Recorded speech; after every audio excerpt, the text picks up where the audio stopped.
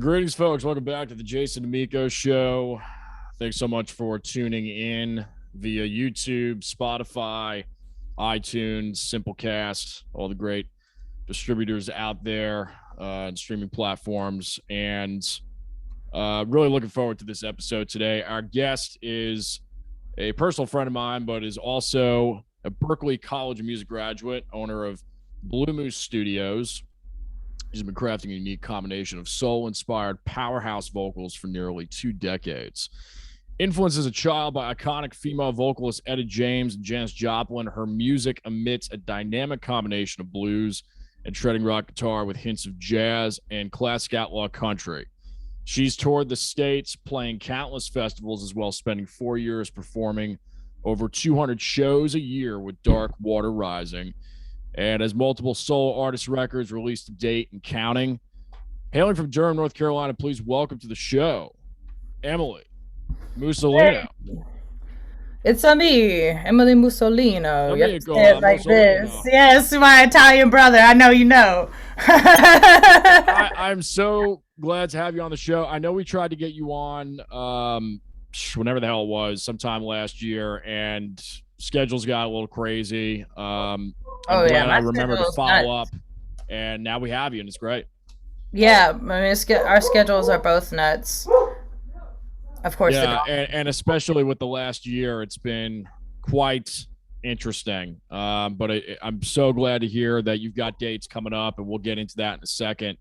A lot of ground to cover. I mean, when I was doing show prep for you, I've listened to your music. You know, I've seen you live a couple of times, but this was really cool to just spend about an hour and a half here, really diving into your original work. And I mean, honestly, I didn't even have enough time to cover everything. I mean, you've got quite a scope. You know, that part in your bio where it's talking about rock, jazz, I mean, classic country sounding, you know, all these different genres. It's true. I mean, the piano ballads, the blistering guitar playing, I love it. It's great. I'm really, really excited to have you on. And I'd love to just start with your beginning stages as far as how did music start for you? Well, music for me was always like an outlet. Like I was, and really continued to be a pretty introverted person. And like, I have friends and everything, but when I come home, my time is very like I need to have my little bubble to recharge my energy. Gotcha. And also, I was a very sensitive kid, Mm-hmm. and it took a long time to kind of control my Italian temper. So I would just like, I would be at home and I'd be in the basement and just playing guitar, and that would be the way that I would be able to feel better about things. And Right. I had like a little two cassette tape deck where you could like record on one and then put it in the other deck and overdub. And I would just do that Go over and back over. and forth. So the tape just like wore out. Yeah. That's awesome. Let's get into influences. It was Janet Joplin, excuse me. Janis Joplin. I don't know, thinking of Joan Jett or something. Etta James, Janis Joplin. Obviously some others as well. You know, we can talk. I love the Bowie cover on YouTube. For those that are watching and listening, definitely check that out. The SRV cover, Bowie cover, Sabbath cover. I mean, you're all over the place like I am, and I love it. It's great. Yeah, it's interesting that some of the piano songs have gotten like a lot of traction because I am really not a piano player. Like that is my like, I would say it goes like vocals, guitar, bass, and then like keys and drums like way down here. Like, Mhm. like I'm really a Doesn't novice. doesn't sound like it. I mean, the touch is great.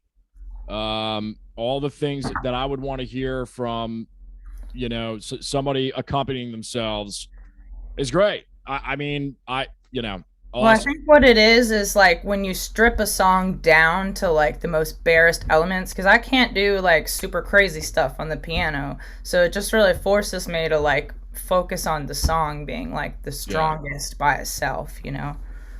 Well, how did you? Let's talk. While we're talking about the instruments and vocals, I'd love to talk about vocal for a second with you. And stunning vocal. I mean, time when I was listening today, just delivery after delivery, and would love to kind of hear your take on how you got started singing. Was it before guitar? Was it at the same time? How did that work? It was slightly before guitar, but they always kind of went hand in hand. You Okay. know, like I think I started kind of singing around like 10 or 11 and then picked up the guitar around like 11 or 12, but like ever since I picked up the guitar, it was always together. Right, right. And how did you come up with your style? Was it more of trying to emulate other artists, or was it, I'm going to take a little bit from here, take a little bit from there, and just kind of blend it to find your voice? You Was know, it that was later never on? like a conscious decision of like, I want to sound like this. Although, well, no, let me walk that back because there was a Sure. time in, I think it was early college, when I really wanted to sing like Janis Joplin or Beth Hart. I don't know if you're familiar. Yeah, yeah, I know Beth. But both of those women are just destroying their vocal cords, right? Like there's no way that you can really sing like that sustainably. Yeah, yeah. So I was like talking to my vocal coach of like, how can I do this, you know? Mm-hmm. And I think what she said was like, you kind of have to let go, because at the time I would be like in my chest voice up until a certain note, and then I wouldn't sing with my chest like above that note. It would just go straight into head voice. Gotcha. So, like finding that middle ground of like Yeah, being yeah, able yeah. to kind of like belt and just, I don't know, just proper vocal hygiene. Like it's you can't underestimate the importance of getting some good sleep, Yes. drinking water, not being on like alcohol or drugs. You know? Like, I mean, people do what you got to do. I'm not, by no means like some kind of like teetotaler. Well, I don't drink anymore, but like if you're in my band, do whatever you want as long as you bring professionalism to the Right, stage. as long as it's, I don't care. professional on stage. Yep. Well, uh Berkeley, we'll segue into that. Um how did that come about? Was that really a dream of yours, or was it more of, hey, let me Yeah, I try mean, this?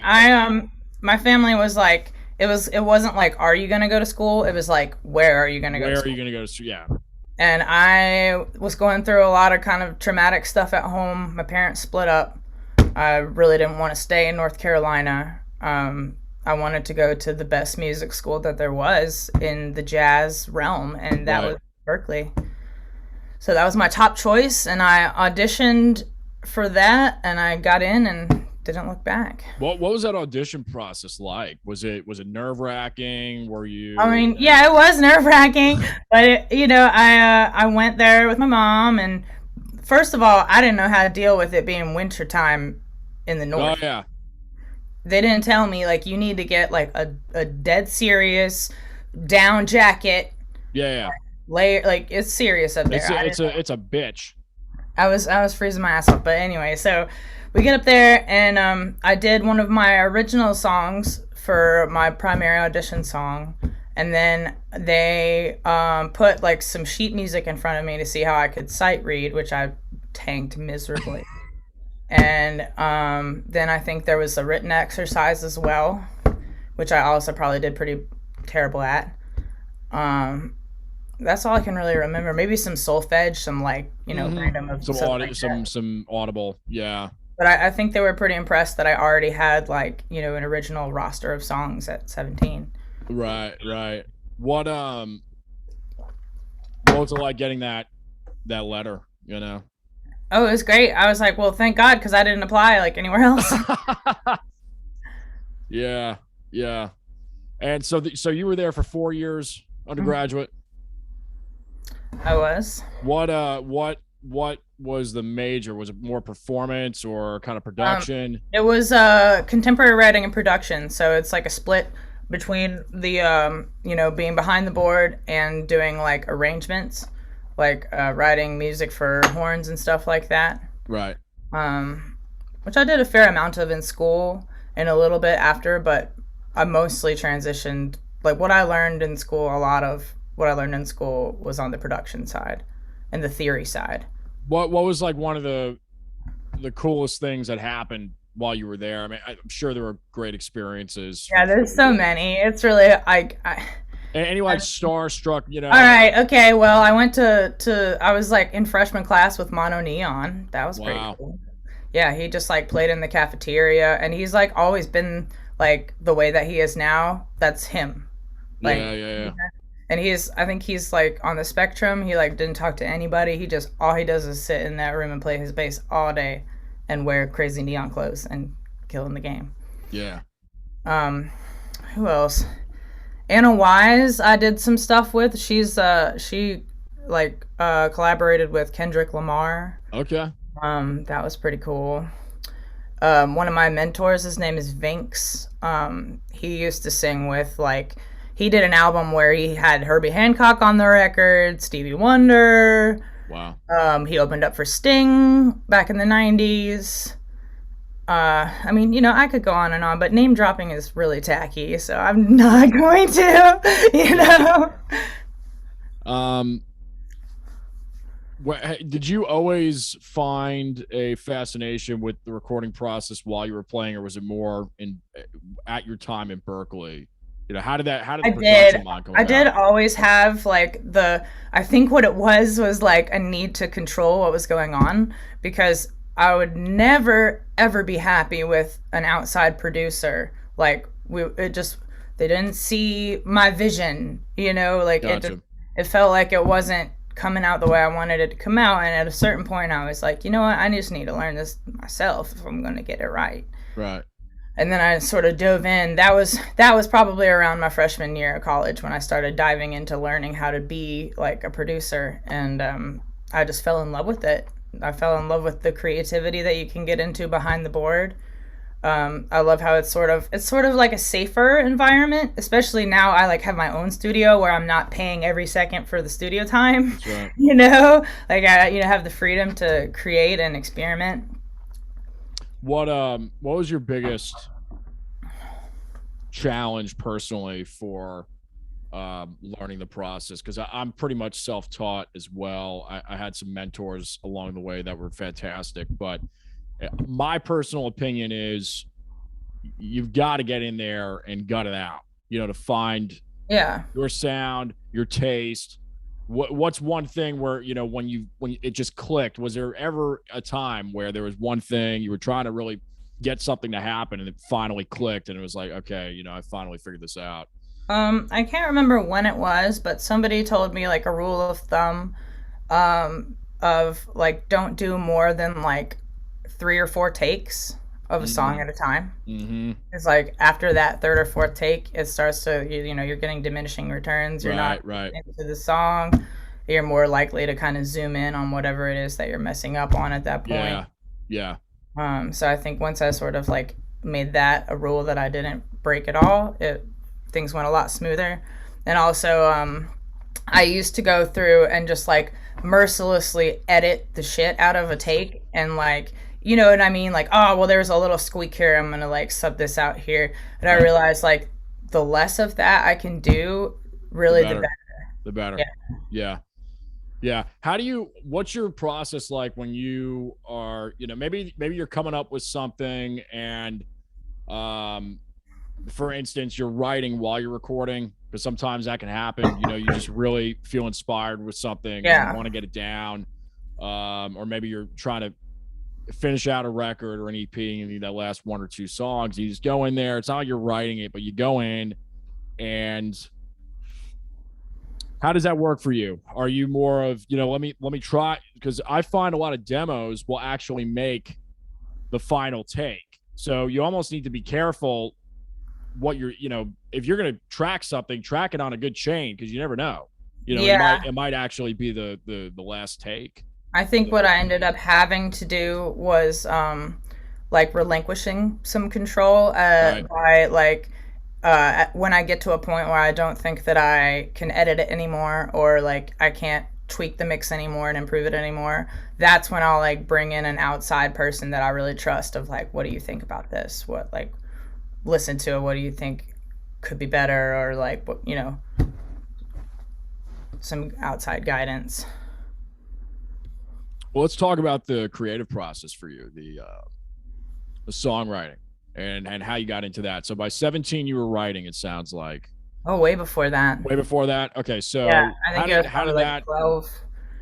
12, 13? Hmm. What what inspired you to do it? Was it just because you were listening to a lot of artists at the time and No, it really came from like my personal life. Like I had drama with my best friend when I was 13 and I had to you write a wanted to write song about it? about it.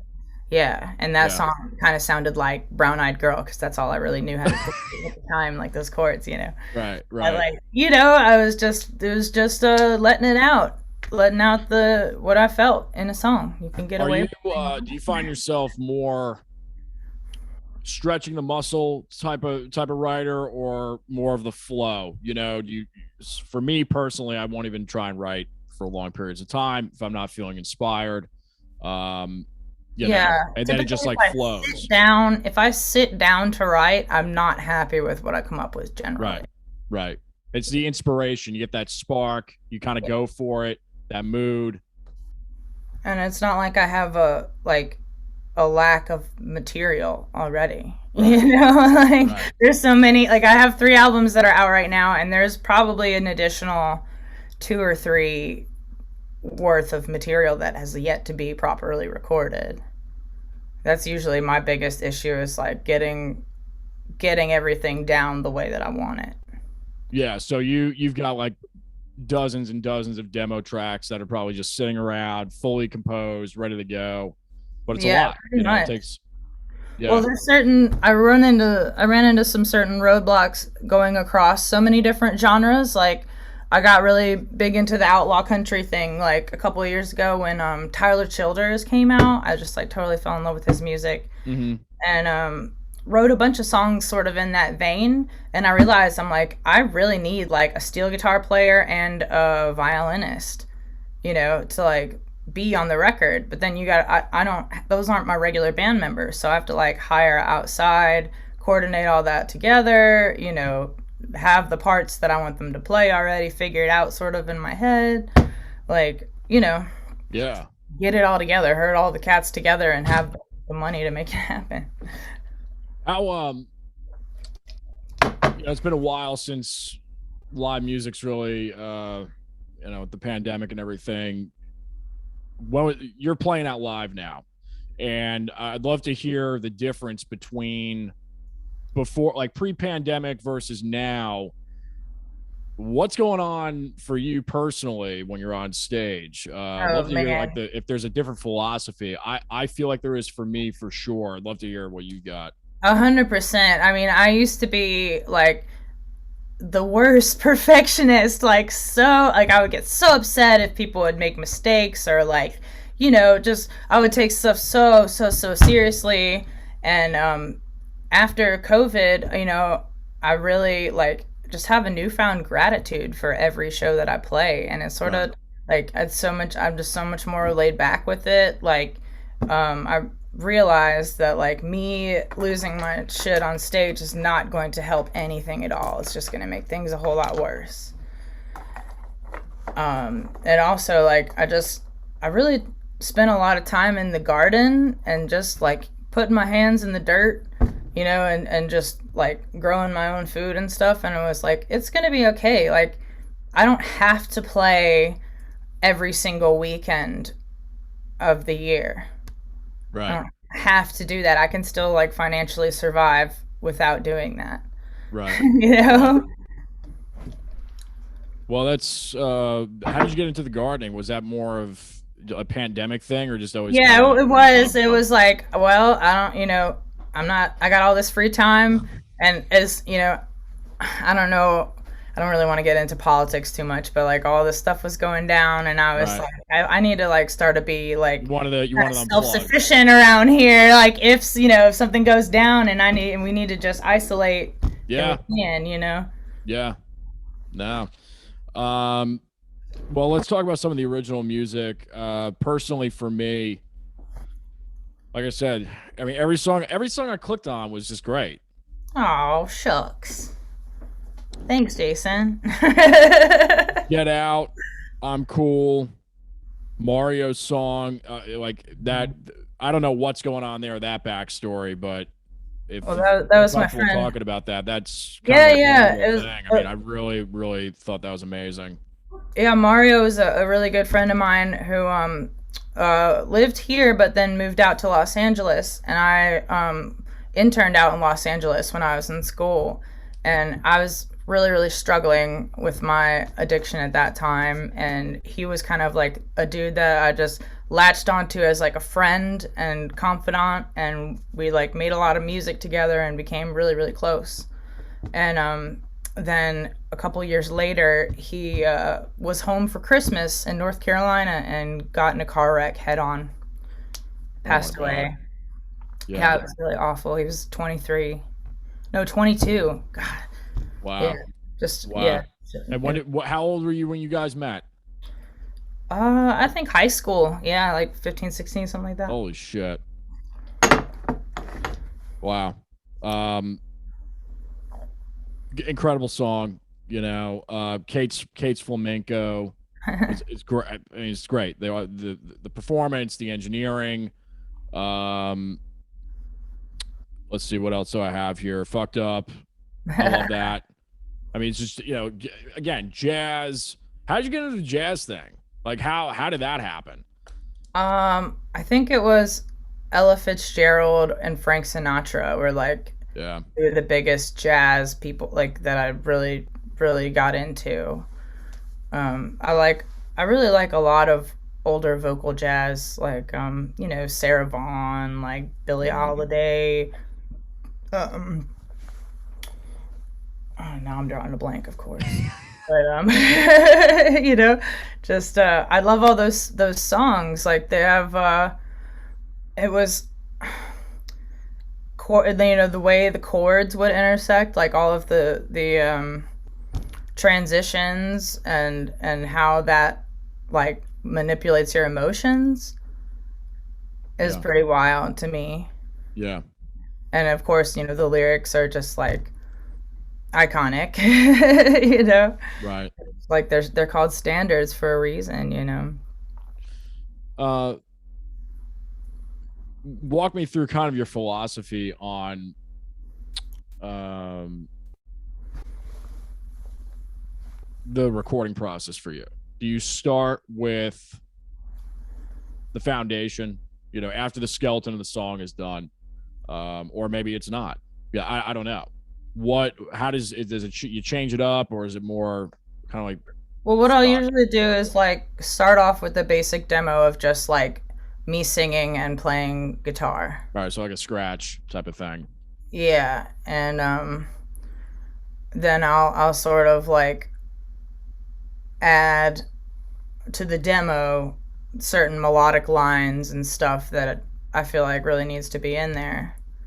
And then after that is when I'll probably like bring the band in and we'll try to get like a solid demo of everything with probably scratch vocals. I'll probably have to go over and like redo the vocals so there's no noise or anything because we're Right. still kind of in an intimate setup in here.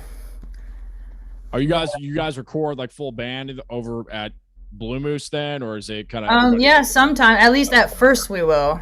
Okay. Sometimes I'll go to a different end up going to a different space uh to get. I think for the my last record I went to Fidelatorium to record the basic drum tracks Right. because they have a really sweet drum kit and space.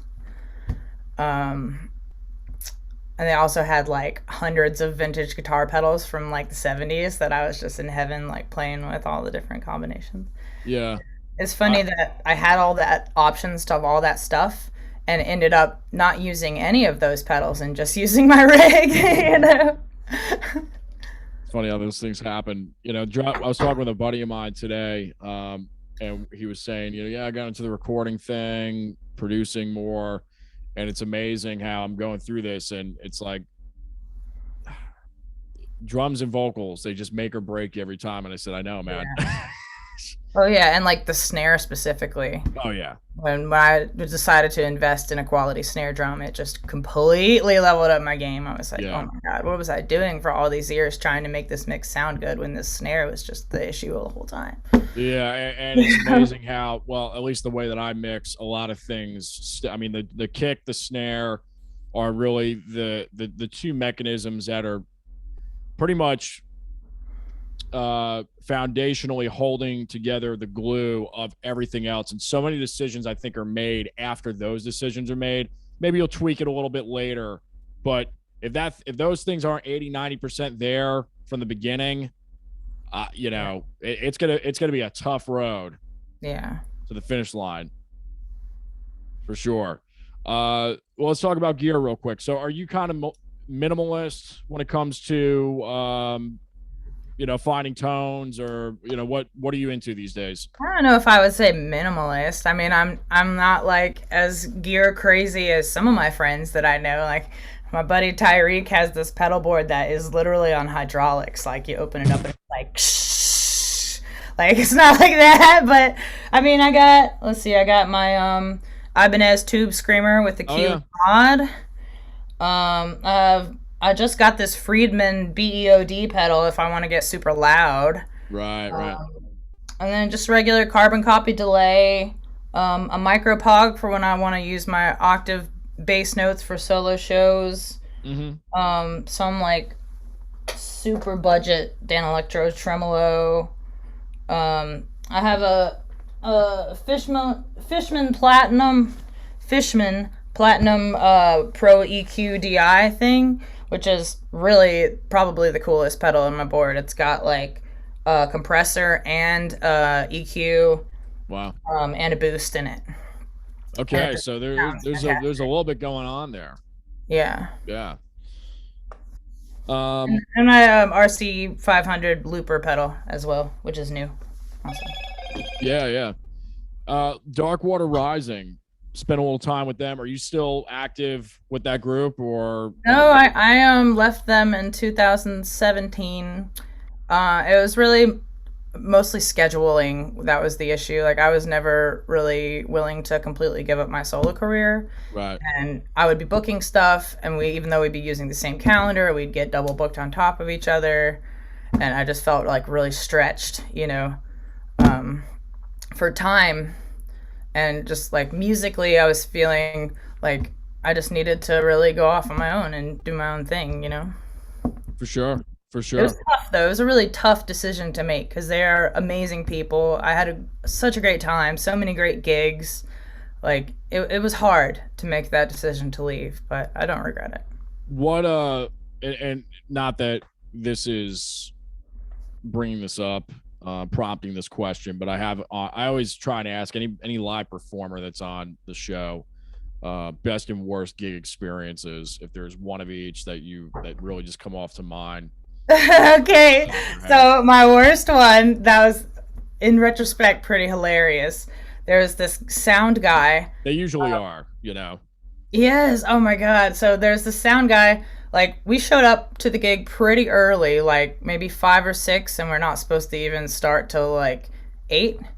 Right. And the sound guy comes up and he's like, y'all didn't send me a stage plot. Like, I've been begging you for a stage plot for weeks, and you didn't send me a stage plot. And meanwhile, Charlie's standing there, like, with the stage plot in her hand, like, right here you go, And she hands it to him, and he's like, well, I don't know what I can do with this. Like, all right, just, like, go hang out for a minute, and I'll see what I can do. And I guess, I don't know what was going on with him that day, but instead of, like, the full band setup that, like, we had requested, he just took all that stuff away and just put, like, 3 vocal mics up at the front. Nice. We were opening up for Eulalie, which is like a trio of women singers. Mm-hmm. And so I guess he just couldn't wrap his mind around the fact that a full band was opening up for the trio of vocal singers. Yeah. So he's like, "Who's the headliner? Who's the opener? Who's playing the telly?" And we all just looked at each other because at that time I was playing my PRS and Corey had a Strat. Like, no one had a telly. Nobody had. Yeah. So we're just like, what? So we get up there on stage and we're playing, and I can't really hear my vocal in the monitor. So I'm like, shocker. I'm right. So I'm like, hey, like I've motioned like, hey, can you give me a little more vocal? And he's like, freaking out. And so I'm like, all right, well, I'm not gonna ask this guy for anything else. I just kept my head down and played the set the best I could. We get through the set. Then me and another band member go to get food, and we come back, and it's like we would have expected the headliner to start, but we didn't hear music, so we were like, what the heck? We go in, and I guess they couldn't figure out how to get any of those three vocal mics that were previously working for our set working now. Wow. So they were like running back and forth around the stage. My bandmates are trying to help him, but he's like, I don't know, going through like a manic breakdown or something, like freaking out. And then, so they get through their set a cappella, which, I mean, it still turned out fine. They're still amazing. But, so then the kicker here was, I can't find my microphone. I bring my own microphone with me everywhere. I don't like putting my lips on strange microphones. I bring my own microphone. Yeah. Can't find it. And this guy's, I'm like, hey, did you know, have you seen my microphone? He's like, no. I look over at the thing that has all of the gear, and I see my microphone, and I know that it's mine because it's missing like the little ring. Yeah. You know, like that it usually has. And I'm like, no, that's mine. And he's like, no, we have 6 of those. Those are ours. And the manager at this point comes over, and he's furious because he's just been humiliated in front of these 2 bands. Right. And he's like, that's her microphone. Like, give it back to her. And she's like, I know the fucking inventory, Don! Yeah, so that was probably, man, that's like a Chad roid rage. It was extremely roid ragey. You got like chatted. That was like Chad for your sound guy. And then so we're standing outside, like just kind of talking to each other, like, did you just see what I just saw? And we see him in his short shorts riding his bike up the hill, like. That's great. Yeah. Okay. So then, best story. That honestly, that's like actually one of the best. It's kind of the worst and best. Yeah. Sorry, I went on for a while. My bad. No. That one's memorable. That one's good. I mean, we've heard a lot of great stories on this. That's got to be in the top 5. It was amazing. Yeah. I love that. So best. Okay. So best. It was very surreal, but I don't know. I'd have to say Shikori Hills is probably my favorite. Like, anytime I play Shikori Hills, that's probably the best. Like, every single one of my Shikori Hills sets, because there's just so much love. Like, they just really are hungry for the music. And they're hungry for your original stuff, too. I don't feel any kind of need to, like, placate by playing something that I think they'll like that's not my material. You know what I mean? Yeah, for sure. But other than that, I'd say the coolest but kind of most surreal was we played at the Smithsonian Museum for the American Indian in Washington, D.C. Mm-hmm. And it was like the same weekend as the Trump inauguration and then the subsequent Women's March and protest. Mm-hmm. So we played inside of this museum, and there was like millions of people on the outside. Wow. Yeah, it was wild. That is wild. You mentioned addiction a couple of times. I thought, before we start kind of going into the last part of the interview, just your history with that and what you'd like to open up about, if there's anything you want to open up about. I know that a lot of folks that have struggled with some sort of addiction, at least on this show, I keep seeing the same thing every time, where there's positive that came out of it, and then it added to the life story. And would love to hear, whatever that is, whatever's positive that did come out of it for you, for anybody else out there who might be struggling with it. Well, I would say the positives that I get out of it, especially now in recovery, is that I get to give back. Like, alcohol was a demon on my back for a long number of years. And I remember the people that helped me when I was at my worst and how fundamental they were to my healing. So I just try to be that, for anybody that's going through it now. And Gotcha. Like the kind of stuff that really is more important than money. Like, was it more, did it happen for you because there was traumatic events, or you were trying to escape, Oh yeah, I mean, Right, yeah, I mentioned like my parents splitting up when I was in high school. Like there's a right. whole lot more to that story. Like my dad kind of went off the deep end and like sold all of our possessions and got us in like hundreds of thousands of dollars worth of debt Oh my God. and was just basically running around town being a crazy person, like, with his own Wow. addiction issues. But my coping mechanism was to drink and avoid and Right, you right. know. Wow.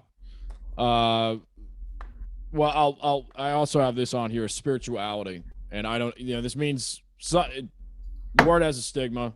Um, I try on this show. I used to not talk about this, but for some reason, it just keeps coming up over and over and over again because I don't know. It's some universal theme that's happening right now.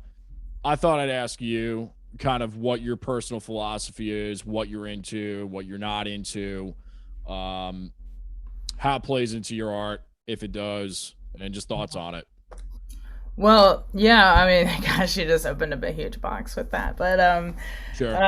yeah, for a long time I was really like anti Christianity because of a lot of trauma that I endured at the hands of homophobic Christians. Right. It took me a long time to realize that not every Christian is like that, and that there's cool Christians too, and accepting ones. But as far as just like spirituality, like I'm really more of an agnostic. Like I don't claim to know like what God is or like that it's this thing or that thing. I really think God is kind of in all of us, and Mm-hmm. like we don't need religion to give us a moral compass. You know, I think most of us know like what's right and what's wrong without the baggage of big religion behind it, because people like just abuse it. They use it to take people's money and time. It's just like it can be a very dangerous thing when people go down It the can. rabbit hole, and It can. religion can become a cult real fast. And I'm Yeah, kind of like, especially when there's no personal experience attached to it, and you're going along with it because it's group think. You know what I right, mean? It's one thing to sit there and I mean, for me personally, things really started taking off for me in that realm when it did become more of a personal, experiential thing, and then it was undeniable. But yeah, I think with any, there's a pitfall that is with any it doesn't matter what it is. Whenever you have human beings involved with something that is supernatural, there's going to be issues, to a certain degree. oh Um, yeah, no, most definitely. It's just that some of those issues have been institutionalized. You right. know what I mean? It's like Oh yeah. we're still undoing that. Like I think as a nation we've progressed a long way with that, but there's still a long way to go, especially in certain parts. You know. Yeah. Yeah, and globally, Oh it's yeah. it's it's everywhere. It doesn't like I personally I see it. Whether it's in the states in certain measures, it's all because it to I guess from my standpoint, it's human nature. Unfortunately, it's wherever you go, you're gonna see you're in some way, shape, or form. It's there. Religion is there? You mean? Yeah, well, that and the institutionalized Right. faction. Right. Well, I think there was some folks back, during the Inquisition days and stuff like that, that also made that happen. Like Sure. institutionalized oppression. Oh gosh, Well, history just repeats itself. That's the unfortunate. It's you think we'd know by now. You think we'd really have it figured out, but oh my it just god. seems to be perpetuated time and time again. Whether it's the Roman Empire or Hitler or whatever radicals of any shape, way, or form. It's like it just keeps showing up. Yeah. I don't know the answer.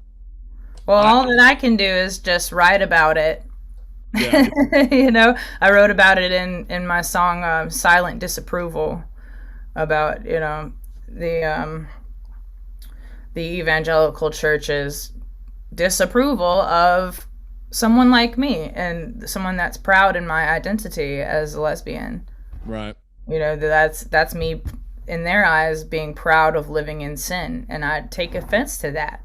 I don't think like there's things that I've done in my life that are sinful, but like being in a relationship with my partner is not one of them.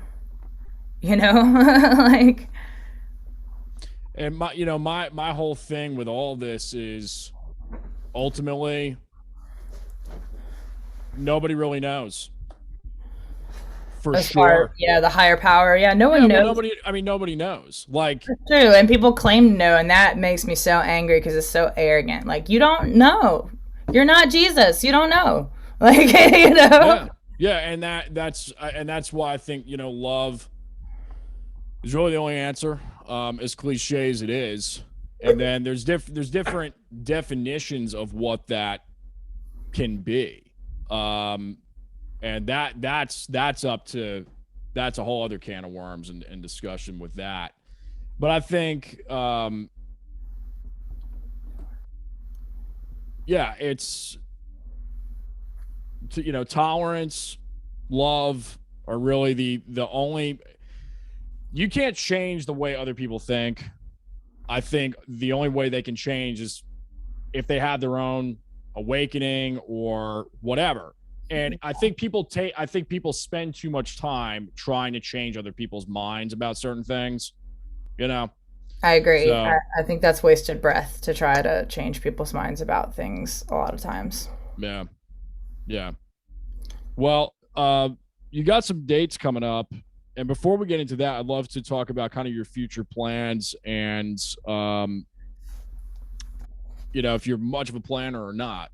I don't know. But just kind of uh, like, what you got cooking for the next, few months or year, what are any goals that you want to attain? well, my kind of like next main career goal is to beef up my videos, like get more higher quality videos out there, Sure. so that I can start to book like the bigger shows. Like, um, I've gotten to the point where I don't really have to book anything myself anymore. Like, it all kind of comes to me That's great. through various agents and freelancers and stuff like that. Hmm. So I can make a living. I can make make a check. But I'd love to be playing more like in the festival circuit. Right. Like the Right. bigger fest, because I just love my like end goal is just to be playing in a field with like the best musicians around and the best like most appreciative music lovers around. That's my main goal, is like to be a festival rat.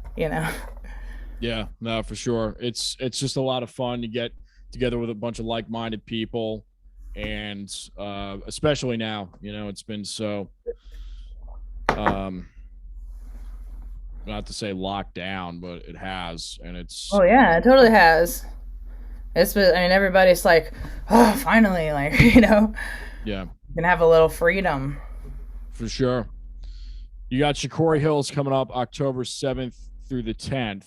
Mm-hmm. Vanessa Ferguson, you're playing guitar with her on Mm-hmm. August 6th, and Honeysuckle Brewery or Brewing, excuse me, July 10th. Those are solo shows, or excuse me, Honeysuckle is a solo show, or is that with the band? Yeah, that's a solo show. And then Shikori, are you doing solo or is it with the So band? that's what the Shikori will be, the full band experience. Cool, cool. Um, so if folks want to get tickets for Shikori Hills, just go to shikorihills.com. I'm assuming .org. I think it's, yeah, ShikoriHillsGrassroots.org, I believe. Okay, Is the okay. website. We'll put the link down below. And then you got a new music video coming up in August, sometime Yeah. soon. Yeah, I've got this new song. It's called Closer, and it's about my favorite thing in the world, which is just going down to the Eno River and practicing my guitar and hanging out with my girlfriend. But I got a guy working on some animation for it. Like, we filmed the actual video at the Eno, but then I hired out a guy to do some animation on top. So there's going to be all sorts of like Disney birds and mushrooms and wildlife like crawling all around me. It's gonna be cool. I'm excited. It's gonna be cool. Um, Jealous Girl EP is out. Self-titled is out. The Vault is out. new music. I know we touched on a little bit earlier. Anything new besides the video that you're looking at? Maybe another album coming out soon, or Well, I don't have anything specific on a date for that because I really just need to like have the time to get in and do the right? work on those demos like we were talking about before. And with my schedule, it's been like pretty difficult to Yeah, yeah. coordinate all A lot of that playing stuff. live now, which is great. Yeah, so I'm hoping. I think maybe probably in the fall I'll have a little bit more time to sort of buckle down and work on it. So then tentatively next year I'll have a new album in the works. By the way, I'm digging the cactus earrings. I think it's great. Oh, thank you. I think I got these in Arizona. Yeah, I Yeah. love Arizona. I was out there last year. It was really It's cool. nice, man. It's like real beautiful. It God, I love is. those desert landscapes. It is. Cactus, did you see the Saguaro National Park? No, they must have a lot of cacti there. Yes, it's like it's an endangered species, this Wow. saguaro cactus, and they only have a couple of like, little what is it called? Preservation Yeah, spots yeah, for them yeah. in Tucson, and it's just this huge like landscape, and all you see is these giant like 20-foot cactuses. Like, They're so cool. yeah, they're so They really rad. are. Like I was so enamored by them. I told my friend, I was like, man, I got to get my picture with a cactus while I'm here.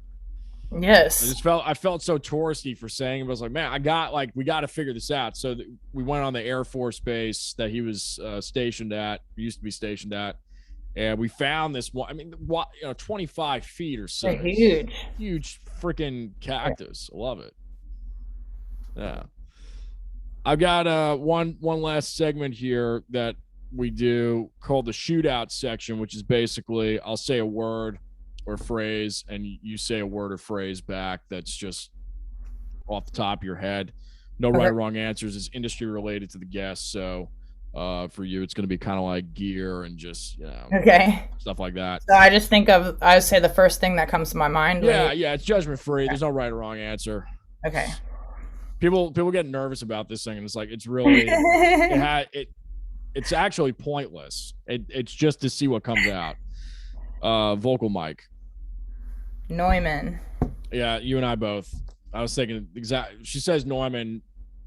We're on the same wavelength here. Song. At last. Oh hell yeah. Piano. Steinway. Man, this is some heavy stuff. I mean, I don't know. Such a Uh, snob. Like, would you not play anything else but a Steinway? Guitar. uh, well, the first thing I thought of was PRS, but it's Okay. interesting because I don't even play my PRS that much anymore. Yeah. I have a I grew up custom. playing one. Yeah, my dad had one. We ended up selling it, but it was pretty cool.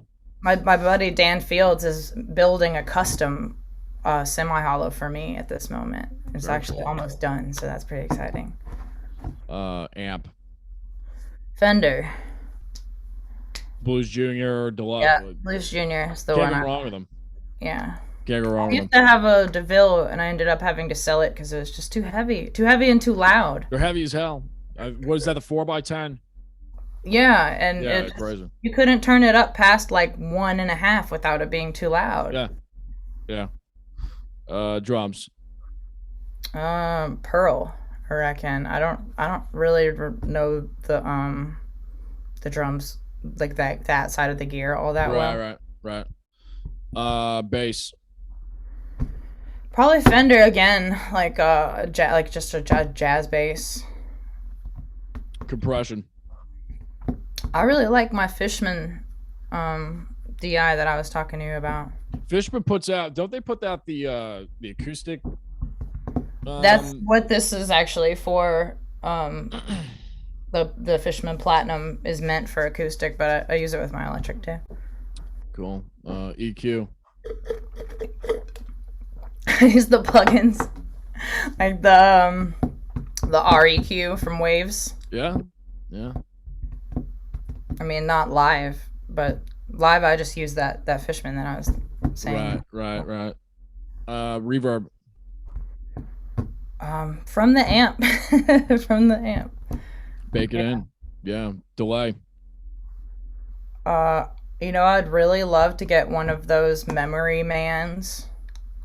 Mm, Um, I just have so many cool options. Like, I really feel like I've not delved too much into the world of delay and how much you can do with it, at least on my pedal board.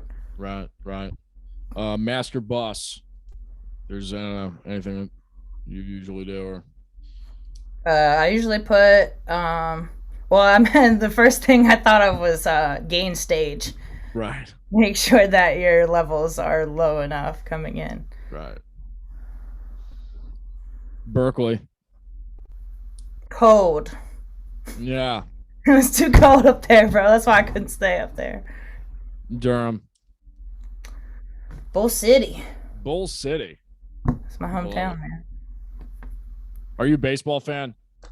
Yeah, I watch the Bulls games some. Yeah. I mean, I'm not like a big sports person in general, but we used to watch them a lot when I was younger. Yeah, yeah. Last one, most important, pizza. Pizza, mozzarella. Oh yeah. With balls of mozzarella on the pizza. That's how you know it's like That's legit. it. That's it. Yeah. Tomatoes and basil, maybe. Yes, Yeah. like an Italian's pizza. This is the last question that I ask everybody, which is if you could go back in time to your 15-year-old self, knowing what you know now, what would you tell her? Don't drink aristocrat for the love of God. I don't even know what that is. I don't It's know like if I that want to know what bottom it is. shelf, like the cheapest vodka you can get. Oh God. Yeah, That's yeah. 15-year-old me tried that for the first and probably last time. Yeah, that sounds like some toilet bowls and some dirty floors Yes. in your future. Yes. You'll probably clean the toilet better than its really intended purpose. That is amazing. This was awesome. So glad we could sit down and finally talk without, just like dealing with loud blues rock in the background at Blue Note or, wherever. Yeah, exactly. Where can folks find you for those that are driving or at the gym or whatever they're doing listening? We'll have all of your information in the description box below, but just shout out social media, website. Well, my website is emilymusolino.com.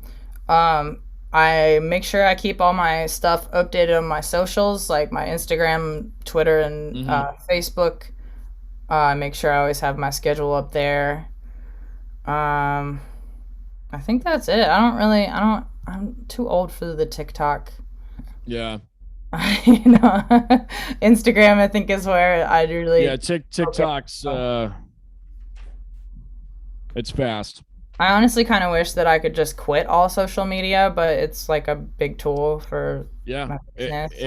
It's essentially impossible unless you have somebody running it. Which you do. Exactly. Which I've thought about doing, definitely. Yeah. And still thinking about doing. Yeah, me too.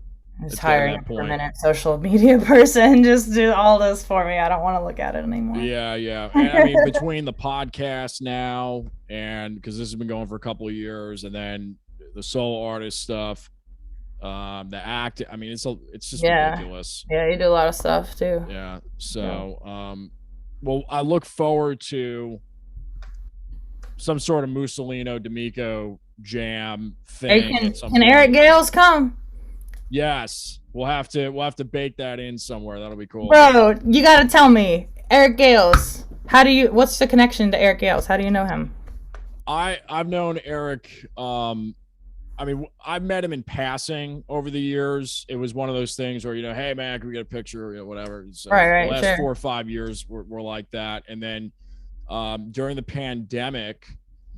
One of my main PR guys that I'm working with now, we came up with this crazy idea of reaching out to just some real guitar titans.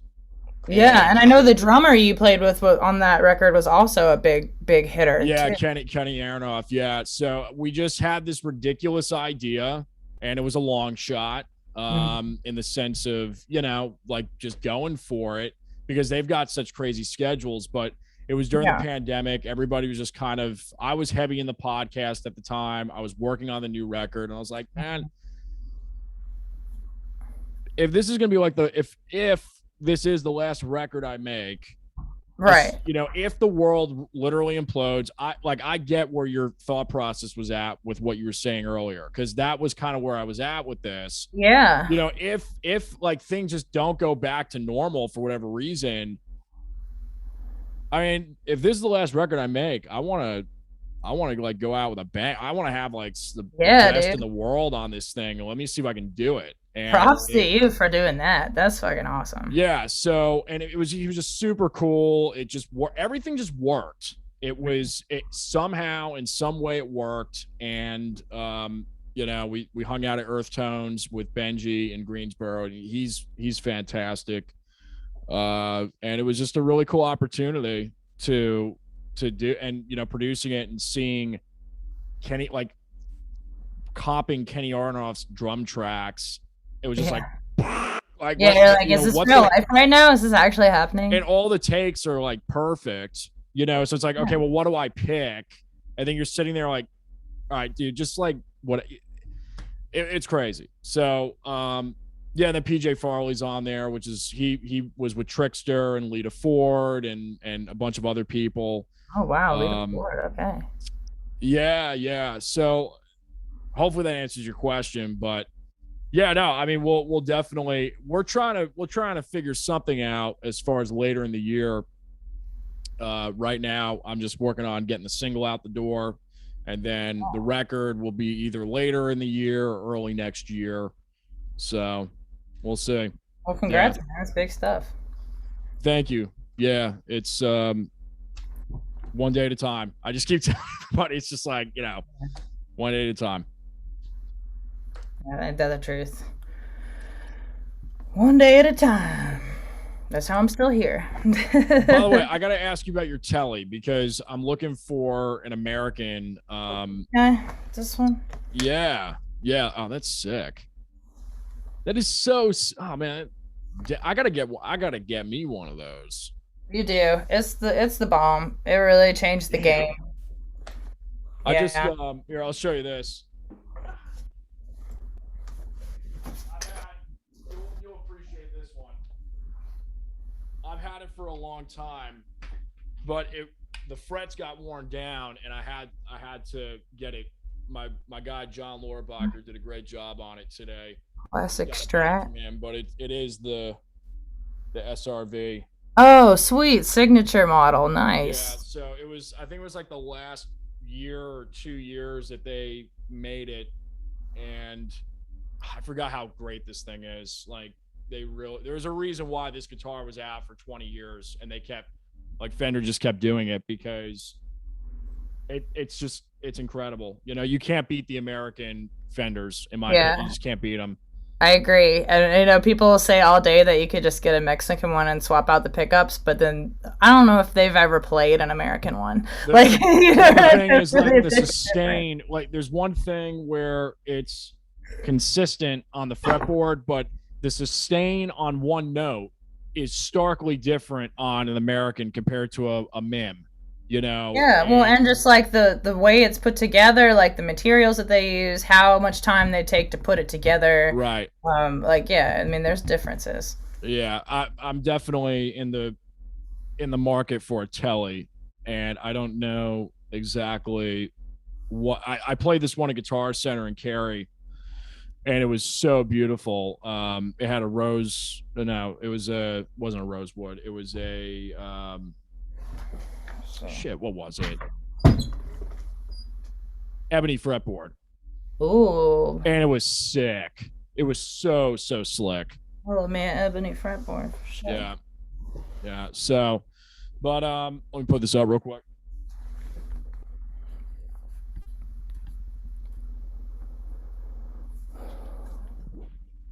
Any last words, my friend? No, I think that's about it. This was great. I remember a lot of stuff. Yeah, I appreciate you having me out for sure. Yeah, for sure. I'll I'll walk us out here, and then we can stay on and chat a little bit after.